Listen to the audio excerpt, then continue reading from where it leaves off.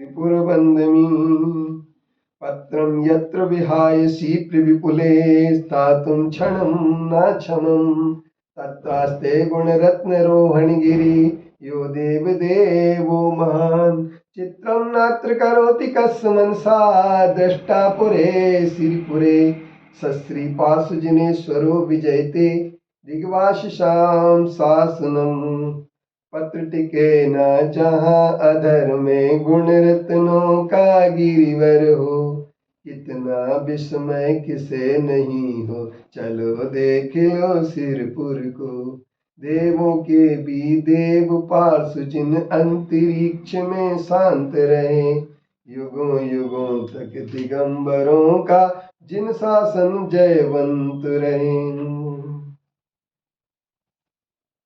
जब तक इस शांत मन में राग द्वेष आदि की लहरें नहीं उठती हैं तब तक मन शांत रहता है। चित्त विक्षेपा अभवत अभवत चित्त विक्षेपा एकांति तत्व संस्थिति अदम्यस्य एद जब योगेनो योगी तत्व निजात्मिना आत्मा की अनुभूति तभी होगी जब राग द्वेष की तरंगें मन में नहीं उठेंगी। जब तक राग द्वेष की मन में तरंगें उठती रहती हैं तब तक किसी भी व्यक्ति को आत्मा की अनुभूति नहीं हो सकती। इसलिए आलस्य को त्याग करके सावधानी पूर्वक एकांत में सावधानी पूर्वक बैठकर आत्म तत्व के चिंतन का अभ्यास हमें अवश्य करना चाहिए। लेकिन जिनके मन में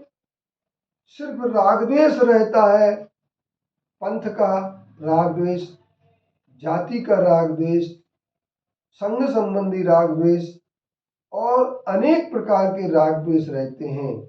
ऐसे राग द्वेष करने वाले लोगों के अंदर किसी प्रकार की निज आत्मा की अनुभूति नहीं। आओ इस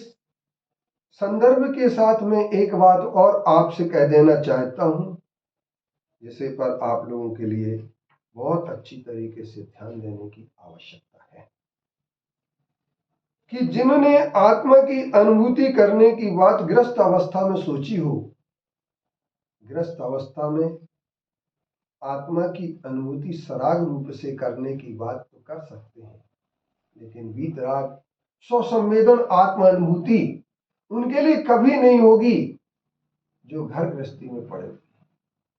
आचार्य सुखचंद्र जी ने बड़े स्पष्ट शब्दों में कह दिया है कि जो ग्रस्त अवस्था में आत्मा की अनुभूति नहीं हो सकती है, एक बार गधे के सींग हो सकते हैं, एक बार आकाश में फूल भी हो सकते हैं, लेकिन किसी भी व्यक्ति के लिए घर गृहस्थी में रहते रहते आत्मा की अनुभूति नहीं हो सकती है, क्योंकि वह राग द्वेष से दूर नहीं हो सकता है। अब बात ये आती हमारे आपके सामने कि घर गृहस्थी छोड़ना क्यों। तो कुछ लोगों ने तो ये कह दिया कि घर में रहते गद्दे पर बैठे बैठे आत्मा की अनुभूति करते हैं, तो कुछ लोगों के लिए गद्दों पर बैठे बैठे केवल ज्ञान हो जाता है, कुछ लोगों के लिए चारित्र के बिना केवल ज्ञान हो जाता है, और कुछ लोगों के लिए चारित्र के धारण किए बिना शुद्धोपयोग हो जाता है, कुछ लोगों के लिए चारित्र को धारण किए बिना आत्मा की अनुभूति हो जाती है, कुछ लोगों को चारित्र को धारण किए बिना मोक्ष भी हो जाता है। ऐसा मोक्ष जैन संतों को स्वीकार नहीं है और जैन धर्म में यह बात मान्य नहीं है। ये सब जैन धर्म के बाहर की बातें हैं, जिन बाहर की बातों के लिए आप लोग सुनते रहते हैं। एकांत पक्षी लोगों की ये बातें हैं और हर व्यक्ति सुविधा भोगी बनकर के सब कुछ करना चाहता है, लेकिन वह भूल जाता है कि सुविधा जो होती है वह सुविधा जीवन में अच्छी लग सकती है, आपके लिए आरामदायी हो सकती है, आपकी विलासिता को संवर्धित कर सकती है, किंतु आत्मा की अनुभूति आपके लिए किसी भी प्रकार से सुविधा के साथ